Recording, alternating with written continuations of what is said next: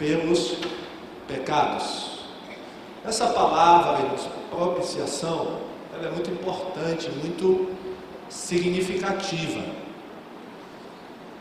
Mas para nós entendermos o que é que significa propiciação pelos pecados, é necessário primeiro nós entendermos qual a situação do homem diante de Deus.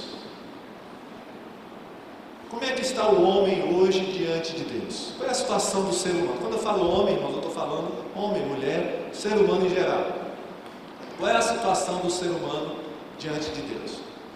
Eu vou citar aqui 3 textos que não estão aí na tela, não vão aparecer, mas são bastante conhecidos dos irmãos, que mostram a situação do ser humano hoje. Qual é a situação do ser humano? O primeiro texto é Romanos 3, 23, que diz que todos pecaram e destituídos estão da glória de Deus. Ou todos pecaram e estão privados da glória de Deus. Então Paulo diz nesse texto que por causa do pecado, e ele diz que todos pecaram, não há um ser humano sequer que não pecou, todos pecaram, não existe nenhum ser humano, não existe nenhum homem ou mulher que não tenha pecado. Por isso Paulo diz, todos pecaram, e a consequência do pecado é que as pessoas estão afastadas, as pessoas estão longe de Deus. O segundo texto que eu quero citar é Romanos 6:23, que diz que o salário do pecado é a morte. Essa morte, irmãos, é tanto a física como a morte da alma, a morte espiritual. O salário do pecado é a morte, ou seja, é o preço que o ser humano paga pelo pecado que ele comete. O salário do pecado é a morte. Então o homem está separado de Deus, o homem está morto por causa dos seus pecados, e ainda tem mais. O terceiro texto que eu vou citar é Isaías 59, versículo 2, quando Deus fala assim: os vossos pecados fazem separação entre vós e o vosso Deus. No versículo 1 ele diz, olha, os meus braços não estão encurtados para que não possa salvar, os meus ouvidos não estão surdos para que não possam ouvir vocês. Mas, aí entra o versículo 2, mas o pecado de vocês fazem separação entre vós e o vosso Deus, e o meu rosto está encoberto para não ouvir vocês, para não perdoar vocês. Então, irmãos, essa é a situação atual do ser humano. Esses três textos aí mostram que o homem está afastado de Deus, totalmente separado de Deus. E aí vem uma consequência, irmão, desse afastamento de Deus. O pecado do ser humano traz sobre nós, traz sobre a humanidade a ira de Deus. E aí a Bíblia vai falar sobre a ira de Deus. Geralmente, irmãos, não se fala muito da ira de Deus. As pessoas gostam muito de falar sobre o amor de Deus. É ou não é? Quanta gente, irmãos, aí falando do amor de Deus. Deus é amor, Deus é amor, né? Muita gente falando do amor de Deus, mas pouco se fala da ira de Deus. Mas a Bíblia fala, irmãos, da ira de Deus. A Bíblia diz que Deus está irado com o ser humano. E nós vamos citar três textos também que falam da ira de Deus. E esses textos vão aparecer aí na tela. O primeiro é Romanos 1,18. Nós vamos ler Romanos 1, versículo 18. Está escrito: portanto, a ira de Deus é revelada do céu contra toda a impiedade e injustiça dos homens que suprimem a verdade pela injustiça. Vou repetir. Portanto, a ira de Deus é revelada do céu contra toda a impiedade e injustiça dos homens que suprimem a verdade pela injustiça. Então, Deus está irado, irmãos, por causa das injustiças, da impiedade que o ser humano comete. Deus está irado. Segundo texto que fala da ira de Deus é também em Romanos, agora no capítulo 11, versículo 22. Portanto, considere a bondade e a severidade de Deus. Severidade para com aqueles que caíram, mas bondade para com você, desde que permaneça na bondade dele. De outra forma, você também será cortado. Aí, irmãos, a palavra ira não é usada, mas a palavra severidade. Paulo diz assim, portanto, considere a bondade e a severidade de Deus. Severidade para com aqueles que caíram, mas bondade para com você que permanece, desde que permaneça na bondade dele.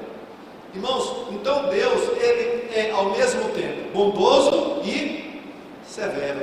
Amém? Amém. As pessoas só gostam da bondade de Deus, mas não gostam da severidade. Mas Deus, ele é é tanto bom como severo. E isso não tem problema nenhum, irmãos. Ele é bom, mas também Deus é severo. João também fala da ira de Deus, o apóstolo João. Lá no capítulo 3, versículo 36, ele diz assim: quem crê no Filho tem a vida eterna. Já quem rejeita o Filho não verá a vida, mas a ira de Deus permanece sobre ele. Olha, irmão, João, que é conhecido como o apóstolo do amor, João está falando da ira de Deus. E nesse mesmo capítulo aqui, no capítulo 3, João fala do amor de Deus. João 3,16 está escrito o quê? Que Deus amou de tal maneira. Mas no mesmo capítulo que ele fala do amor, ele também fala da ira. Não há incompatibilidade entre o amor de Deus e a ira de Deus. Não existe incompatibilidade. Agora, irmãos, por que Deus está irado com o ser humano? Justamente por causa do pecado. Por causa do pecado. Agora, irmãos, essa ira de Deus não é uma explosão de raiva, porque tem gente que fica com dificuldade de entender, mas como é que Deus fica irado? Porque eu também fico irado na minha casa, quando eu fico irado eu quero pau. Não, mas não é assim. A ira de Deus não é desse tipo, da sua ira, da minha e da sua.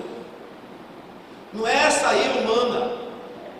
A ira de Deus é uma ira santa, amém? E muitas vezes a nossa ira é pecaminosa. A nossa ira é egoísta. Nós ficamos irados porque alguém fez alguma coisa contra nós, pisou no meu pé, falou mal de mim, a gente fica irado. Aí quando a gente lê que Deus fica irado, a gente fica, não, mas Deus também fica irado igual. Não, não é igual a você não. A ira de Deus é uma ira permanente contra o pecado. Amém? Então, não é uma explosão de raiva, como às vezes a gente pensa. Não. A ira de Deus, irmãos, vem do caráter santo e justo dele. Porque, irmãos, se Deus não desse importância ao pecado, ele seria um Deus justo e santo? O que é que vocês acham? Se Deus dissesse assim, adultério para mim não tem problema, pode pecar à vontade, eu não estou nem aí. Irmãos, que Deus seria esse? Imagine, se Deus olhasse para o pecado do ser humano e não desse importância, e não desse valor, dizer, não, isso aí é um defeito do ser humano, isso aí é um desvio, né? Como muita gente fala do pecado, né? Isso é um desvio, é um defeito. Não, irmãos, por Deus ser santo e justo, ele fica irado com o pecado, amém? Porque Deus é santidade, irmãos. Deus é santidade, e o pecado é algo muito grave. O pecado, ele vai de encontro à santidade de Deus. O pecado é o homem virar as costas para Deus. E aí Deus, justamente e com razão, ele fica irado. E o pecado, irmãos, ele tem que ser castigado para que haja justiça. Não é verdade?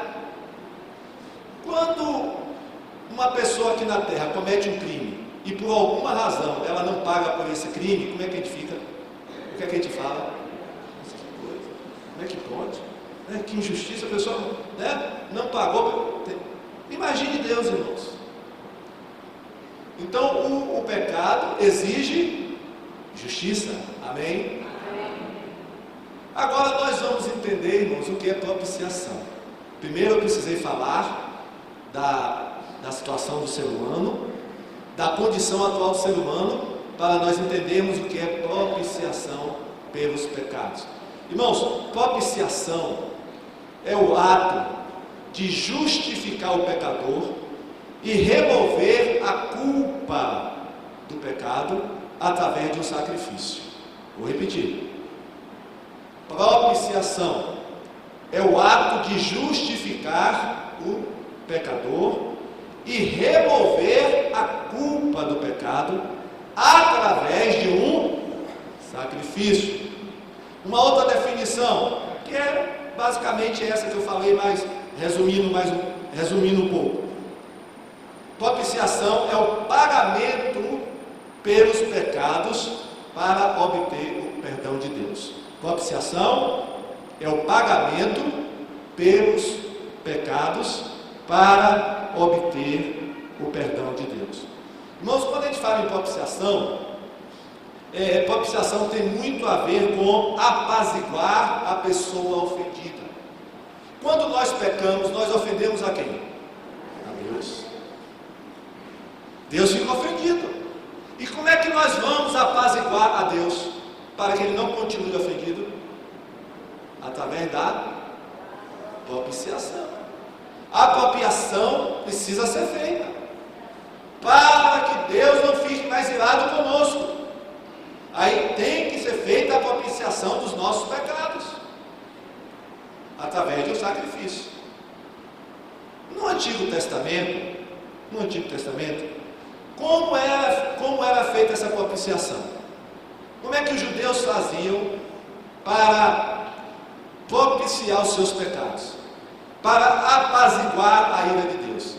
Era feito, irmãos, através dos sacrifícios de animais. Era feito através do sacrifício de animais. Vamos ler lá em Levítico 6, 1 a 7. Vamos ver o que está escrito em Levítico 6, de 1 a 7. Disse ainda o Senhor a Moisés: se alguém pecar, cometendo um erro contra o Senhor, enganando o seu próximo no que diz respeito a algo que lhe foi confiado, ou deixado como penhor ou roubado, ou lhe se extorquir algo, ou se achar algum bem perdido e mentir a respeito disso, ou se jurar facilmente a respeito de qualquer coisa, cometendo pecado, quando assim pecar, tornando-se por isso culpado, terá que devolver o que roubou ou tomou mediante extorsão, ou o que lhe foi confiado, ou os bens perdidos que achou, ou qualquer outra coisa sobre a qual tenha jurado facilmente. Fará a restituição plena, acrescentará a isso 1/5 do valor e dará tudo ao proprietário no dia em que apresentar a sua oferta pela culpa. Agora presta atenção nessa segunda parte aqui. E por sua culpa, ou seja, e por seu pecado, trará ao sacerdote uma oferta dedicada ao Senhor, um carneiro do rebanho, sem defeito e devidamente avaliado. Dessa forma, presta mais atenção ainda, dessa forma o sacerdote fará o quê? Propiciação por ele perante o Senhor.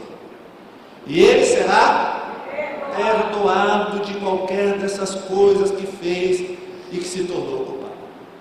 Ou seja, irmãos, o judeu lá, o israelita pecou. O que é que ele tinha que fazer?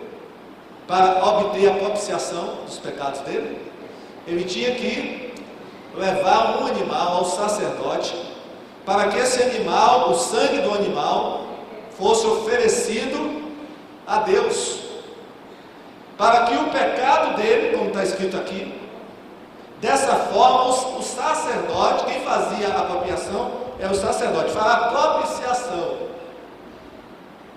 O sacerdote, então, ele pegava o animal, sumo sacerdote, o sangue do animal, e entrava no Santo dos Santos.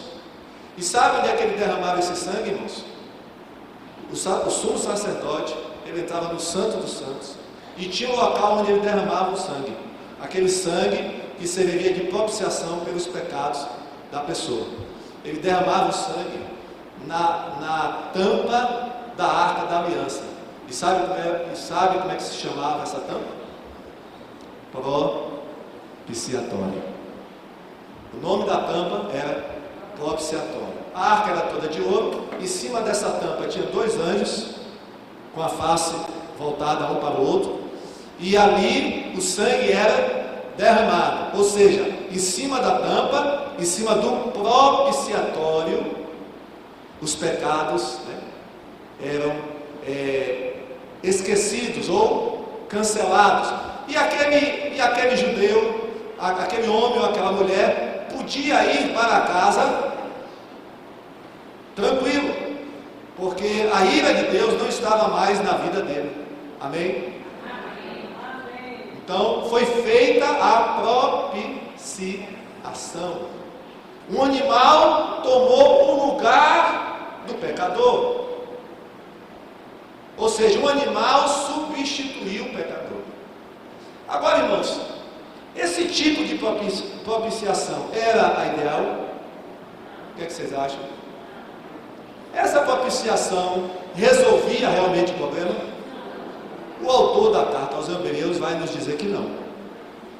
Essa propiciação, ela não era 100%. Vamos ver o que é que ele diz? Lá em Hebreus 10, 1 a 4. A lei dada por Moisés não é um modelo completo e fiel das coisas verdadeiras. Olha, irmãos, o que esse autor é corajoso. Imagine escrevendo para judeus que eram muito apegados à lei. Olha o que é que ele diz da lei de Moisés. A lei dada por Moisés não é um modelo o quê? Completo e fiel das coisas verdadeiras. É apenas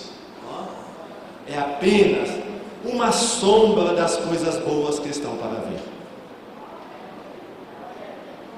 Aí vai falar dos sacrifícios. Os mesmos sacrifícios são oferecidos sempre, ano após ano. Portanto, como pode a lei, por meio desses sacrifícios, aperfeiçoar as pessoas que chegam perto de Deus? Se as pessoas que adoram a Deus tivessem sido purificadas dos seus pecados, não se sentiriam mais culpadas de nenhum pecado, e todos os sacrifícios terminariam. Em vez disso, esses sacrifícios, realizados ano após ano, servem para fazer com que as pessoas lembrem dos seus pecados. E aí ele conclui: pois o sangue de touros e de bodes não pode de modo nenhum tirar os pecados de ninguém. Então, irmãos, o que acontecia? Aquilo ali era um paliativo. Foi uma maneira que Deus determinou, arrumou, antes da vinda do Filho dele na terra. Foi uma maneira para Deus, para que a sua ira não consumisse o povo. Então Deus, ele planejou esse sacrifício de animais, mas esse sacrifício de animais não resolvia o problema definitivo do pecado do ser humano, nem da ira de Deus contra o pecador. Então essa propiciação era feita no Antigo Testamento, mas não era suficiente. Não solucionava o problema. Mas aí, irmãos, o que acontece? Aí veio Jesus Cristo, morreu na cruz, ressuscitou. E para que ele fez isso? Por que Jesus morreu na cruz e ressuscitou? Por quê? Para servir de propiciação para os nossos pecados. Por isso que João, quando viu Jesus vindo em direção a ele para ser batizado, João disse o quê? Apontando para Jesus, ele disse o quê? Eis, olha aí a propiciação chegando, em outras palavras, eis o Cordeiro de Deus que tira o pecado do mundo. Chegou a nossa propiciação. Essa é a propiciação verdadeira dos nossos pecados. Eis o Cordeiro de Deus que tira o pecado do mundo. E é interessante, irmãos, que nós vamos ver aqui na Bíblia, que é o próprio Deus que providencia essa propiciação. O próprio Deus providencia a propiciação para apaziguar a sua ira. Deus, ele toma a iniciativa de resolver o problema do pecado. Não é o homem não, é Deus que toma a iniciativa. Amém? Eu sou muito bonzinho, eu resolvi, eu que cheguei para Deus, eu é que, Deus deve estar muito feliz porque eu é que, não foi Deus que tomou a atitude. Se Deus não tivesse tomado a atitude, nós estaríamos mortos até agora. Nós vamos ver isso aqui nos textos que nós vamos ler. O primeiro texto É 1 João 2, primeira carta de João, capítulo 2, versículo 1 e 2.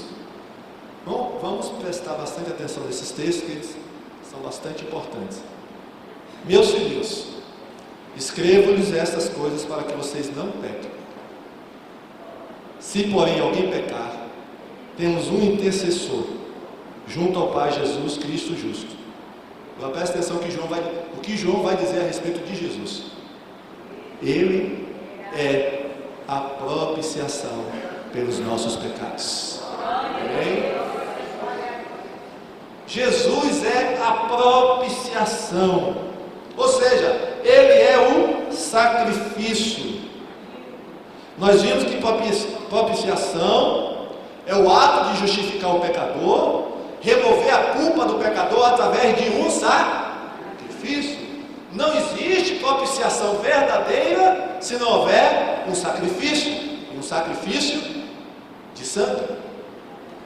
Então, João está dizendo que Jesus é a propiciação pelos nossos pecados. Mas tem um outro texto também, 1 Pedro 1, 18 a 20. Pois vocês sabem o preço que foi pago para livrá-los da vida inútil que herdaram dos seus antepassados. Esse preço não foi uma coisa que perde o seu valor, como ouro ou prata. Vocês foram libertados pelo precioso sangue de Cristo, que era como um cordeiro sem defeito nem mancha. Ele foi escolhido por Deus antes da criação do mundo e foi revelado nesses últimos tempos em benefício de vocês. Amém? Ou seja, irmãos, foi antes da fundação do mundo, Deus havia já decidido que Jesus seria a nossa propiciação. O autor da carta aos Hebreus, ele fala sobre isso também. Vamos ler Hebreus 9, 28. Assim também, Cristo foi oferecido uma só vez em sacrifício, para tirar os pecados de muitas pessoas. Depois ele aparecerá pela segunda vez, não para tirar pecados, mas para salvar as pessoas que estão esperando por ele. Amém? Olha, Cristo foi oferecido uma só vez em sacrifício, para tirar o quê? Os pecados de muitas pessoas. Então Cristo foi oferecido. Quem ofereceu Cristo? Deus, o Pai. Foi Deus que ofereceu Cristo como propiciação pelos nossos pecados. Mas temos outro texto ainda em Hebreus 2,17. Por essa razão, era necessário que ele se tornasse, está falando de Jesus, se tornasse semelhante aos seus irmãos em todos os aspectos, para se tornar sumo sacerdote, misericordioso e fiel com relação a Deus, e fazer propiciação pelos pecados do povo. Então, o autor da carta aos Hebreus está falando que para que Deus fizesse propiciação pelos nossos pecados, ele teria que se tornar humano. Deus teria que tomar a natureza humana, e fez isso através de quem? Da pessoa de Jesus Cristo. Amém? Amém. Por isso que tem um texto da Bíblia que diz que Deus estava em Cristo, reconciliando consigo o mundo. Então, Jesus, ele se fez carne, habitou entre nós, como diz o apóstolo, para se tornar propiciação pelos nossos pecados. É por isso, irmãos, que tem pessoas que não entendem aquela palavra de Jesus na cruz, aquele desabafo de Jesus na cruz, quando ele diz assim: Deus meu, por que me desamparaste? Por que me desamparaste? Irmãos, a única hora, o único momento em que o Filho Jesus foi abandonado pelo Pai foi na cruz. Porque durante todo o ministério de Jesus, o Pai estava presente. Estava ou não estava? Estava. No batismo de Jesus, o Pai estava ou não estava? Estava. que é que o pai disse a respeito do filho? Eis o meu filho amado, em quem tenho muito prazer. Então havia, irmãos, aquela comunhão ali entre o pai e o filho, no ministério de Jesus ali. O pai sempre estava acompanhando o filho, mas quando o filho foi para a cruz, o que é que o pai fez? Abandonou. Por quê? Porque eu falei no início que Deus é um Deus o quê? Santo. E Deus não pode estar convivendo com o pecado. Não é verdade? E Jesus na cruz, como ele era propiciação pelos nossos pecados, o que é que significa isso? Que ele estava carregando o meu pecado e o seu. Jesus tomou sobre ele todos os nossos pecados, para que os nossos pecados fossem cancelados na cruz. Amém? Então, nesse momento, é claro, Deus, o Pai, não ia poder se fazer presente. Não pode? Porque Deus é santo. Deus não pode, irmãos, estar junto com o pecado. Entenderam agora? Porque Deus não estava ali com o Filho. E os irmãos sabiam que a cruz fala para nós, tanto do amor de Deus, como da justiça de Deus. Que a cruz, irmãos, fala do amor de Deus e também fala da ira de Deus. Fala da ira de Deus contra o pecado. Por isso que o pecado é uma coisa séria, viu, irmãos? Porque o pecado, irmãos, é tão sério que Jesus precisou vir ao mundo para dar cabo ao pecado, resolver o problema do pecado. Porque se não fosse assim tão sério, irmãos, Jesus, ou Deus, não poderia ter cancelado os nossos pecados só dizendo: olha, está todo mundo perdoado. Ele não tem poder de falar? Tem. Ele não criou o mundo através da palavra? Não criou. Porque Deus simplesmente disse: eu agora cancelo o pecado de todo mundo. Amém, glória a Deus. Não pode ser não. Pecado é coisa séria. Então, toda vez que você vê uma cruz, falar da cruz, cantar sobre a cruz, lembre-se o preço que precisou ser pago para que nós estivéssemos aqui nessa noite. Amém? Então a cruz fala da ira de Deus contra o pecado, fala, né, do amor de Deus também, porque João 3,16 que Deus amou o mundo. Então a cruz fala do amor de Deus, fala da justiça de Deus. Por isso que o diabo, irmãos, tem ódio da cruz. O diabo não gosta da cruz, ele odeia a cruz.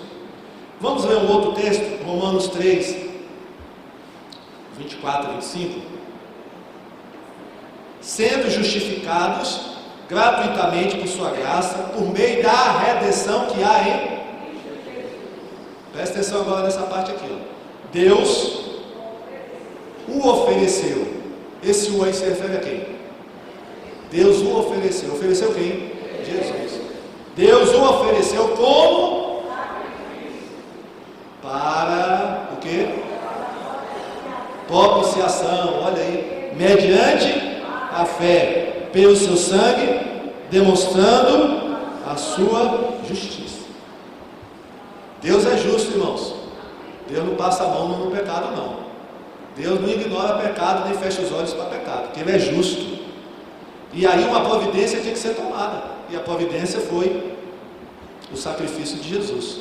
Então Deus ofereceu, olha, Deus, quem oferece é Deus, irmãos. Quem oferece, quem toma a iniciativa da salvação é Deus. Deus, porque João falou lá no início, né? 1 João 4, nisso está o amor, nisso está o amor, em que não foi nós que amamos a Deus, diz ele lá, mas foi Deus que nos amou. Amém? Nisso consiste o amor. E nós não temos virtude nenhuma, não tem nada de nós de virtude, coisa nenhuma. Nisso consiste o amor. Foi Ele que nos amou, né? Não que tenhamos amado a Deus, mas Ele é que nos amou. Irmãos, a propiciação não pode ser feita de outra maneira. Não tem como haver propiciação de outra maneira. não existe outra propiciação para pagar os nossos pecados. Tem gente que tenta as boas obras. Adianta boas obras? Não adianta. Religião e penitência também. Só existe uma maneira: Jesus Cristo, o sangue de Jesus. Não tem outra propiciação. O homem inventa, tenta, ele quer se propiciar diante de Deus, da maneira dele, mas Deus já determinou qual é a maneira. Deus já determinou a maneira. Então, irmãos, nós nos tornamos propícios a Deus, ou seja, nós nos tornamos agradáveis a Deus pela propiciação de Jesus Cristo. Amém? Agora, para nós concluirmos, vamos lá para Isaías. Apesar de Isaías não usar a palavra propiciação, ele está falando aqui de propiciação. Isaías 53, 4 a 6, é um texto bastante conhecido. Certamente, ele tomou sobre si, Jesus tomou sobre si, está falando de Jesus aqui, viu, irmãos? Ele tomou sobre si as nossas enfermidades e sobre si levou as nossas doenças. Contudo, nós o consideramos castigados por Deus, por ele atingido e afligido. Mas ele foi transpassado por causa das nossas transgressões. Foi esmagado por causa das nossas iniquidades. O castigo que nos trouxe a paz estava sobre ele, e pelas suas feridas fomos curados. Todos nós, tal qual ovelhas, nos desviamos, cada um de nós se voltou para o seu próprio caminho. E o Senhor fez cair sobre ele quem? Jesus.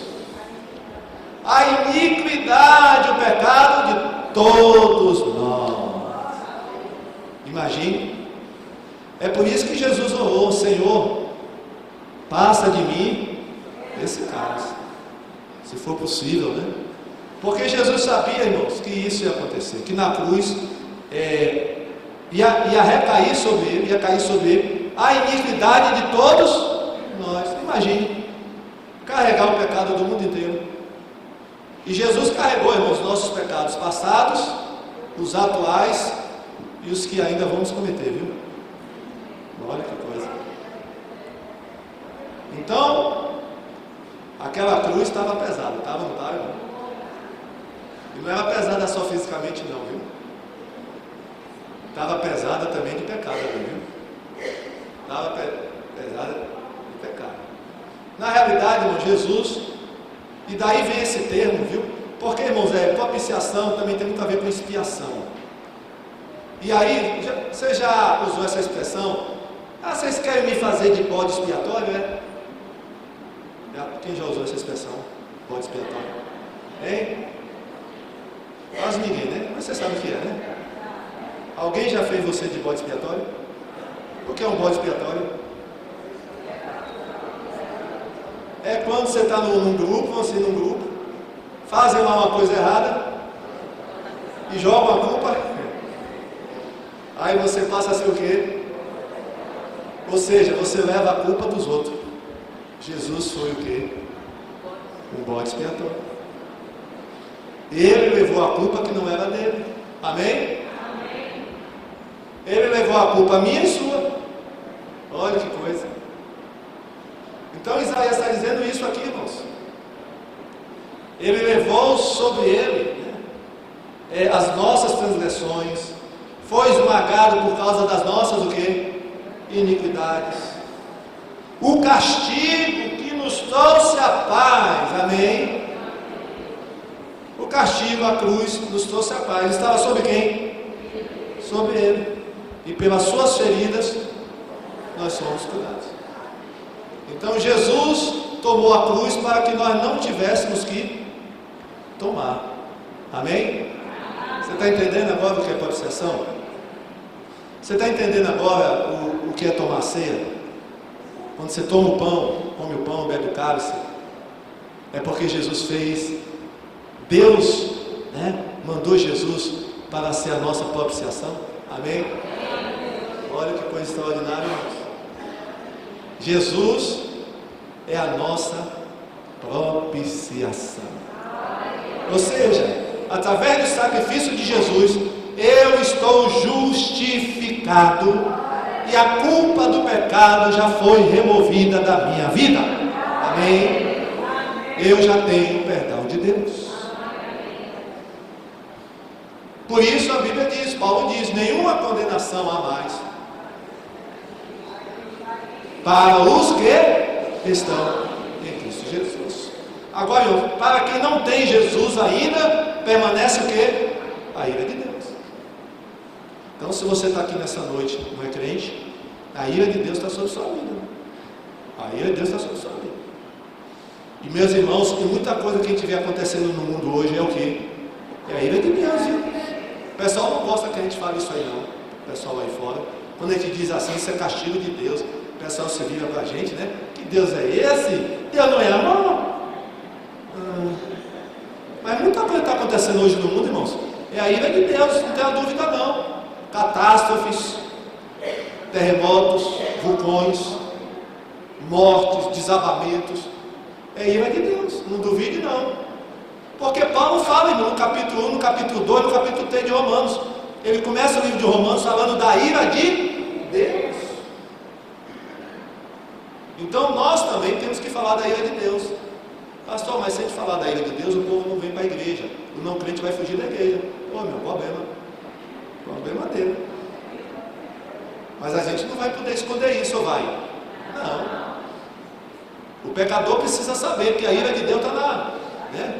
Que tem uma espada na cabeça dele, precisa saber disso. Olha, tem uma espada sobre a tua cabeça. Porque erros. Agora tem o amor de Deus também, amém? Se a pessoa se voltar para Deus, Deus se volta para a pessoa. Amém? Vamos ficar de pé e vamos orar? E vamos agradecer a Deus.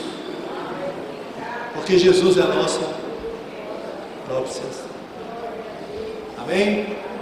Agora você já sabe, né? Pastor, eu não sabia o que era propiciação. Agora você já sabe. Se alguém lhe perguntar, você já pode dar até aula, né? Glória a Deus. Propiciação. Vamos agradecer ao Senhor. Feche seus olhos. Agradeça a Deus. Oh Deus, muito obrigado.